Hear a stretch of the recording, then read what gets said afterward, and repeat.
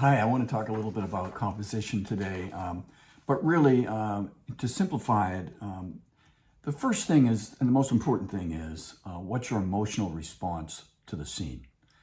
If you can title it, for example, if you title it White House on Hill, that's okay. If you think you want to entitle it White House on the Hill with a garage on the right and a couple of horses in the yard and a blue sky, that's not all right. That means it's scattered. You want one center of interest, and it's your emotional response is what made you stop and look. Another important concept for composition, if you will, is weight and balance, meaning that you don't want to cut the scene that you're painting in half, equal amount of sky, equal amount of land, nor do you want it to be equally warm or cool in terms of your temperature, in terms of your colors. You want to vary them. It doesn't have to be totally out of balance. There has to be some symmetry to it. But when you put things out of balance, it creates a dynamic visual experience for the viewer. And that's so important. It is. The other interesting concept about composition and design are just shapes.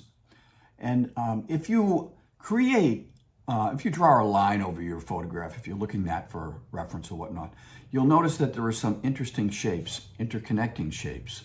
And that's really as simple as it can be. You want some larger shapes, smaller shapes. You don't want a square, a square, a square, or rectangle, rectangle. You create some angles and some lines of direction. Okay, so just a quick look at the values of this scene. I've got 1 through 4, 1 being the lightest, 1 the sky. There's a couple of highlights here for people. And then 2 would be the next down on the value scale. That's the beach and the grassy area right here and the lower part of the sky. And then 3 is the water. But 4, the darks, are this large mass of rock that I introduced here for balance. Then this large area of the house, the dark rocks over here. So 1 through 4. And it's important, I think, to have 1s. But here the important concept is that we've got a dark against the light, a 4 against the 1. And that, to me, is one of my rules. The other rule is you surround your lights with the dark. This is surrounding a dark with the light. Here's a view of the finished watercolor. You can see that I've kept this area here relatively dark as a large shape. Yes, it's warm with reddish tones. Over here, the number 2 area, if you will, is some light grass, and the beach is relatively light. Of course, the sky is light, but I've darkened it over here for a little balance, and I've introduced a little atmosphere coming in below the cottage itself and then over into the sky. It just sort of unifies it in a warmth. And here I pulled in, there were some rocks, but I rearranged everything and notice this line is also coming up. This line is coming up, and these darks balance this dark over here. Most of all, what I would love you to do is just enjoy the painting experience. For me, I started in watercolor, morphed into oil. I do both watercolor and oils, but I'm 76 years old now, and it's still a joy in my life, and I wish the same for you.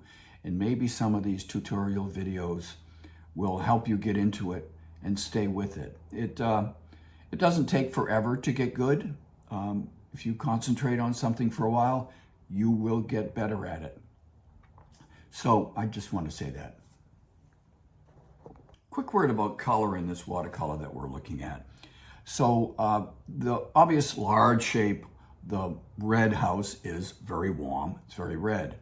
And then, of course, right in front of it, I put green, which is a complementary color, which pops. It's a green yellow, if you will. But I did have a little trick that I wanted to share. If you take a little white, a gouache, if you will, and put it in with some ultramarine blue or some pink, and smoke that in for some atmosphere, which you can see in this is what I did. And that, in many ways, made the painting, at least for me. I hope it makes it for you too. Okay, so here's another example of lines and composition, if you will.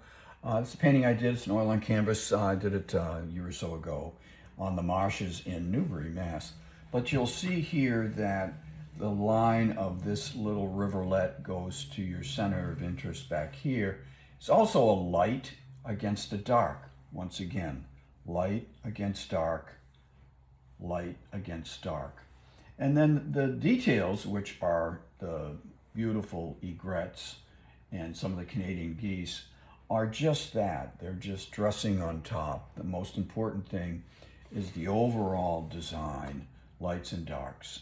And of course, you get a warm sky, you've got some cool in here, you've got some warmth in here, and you've got some cool sky there.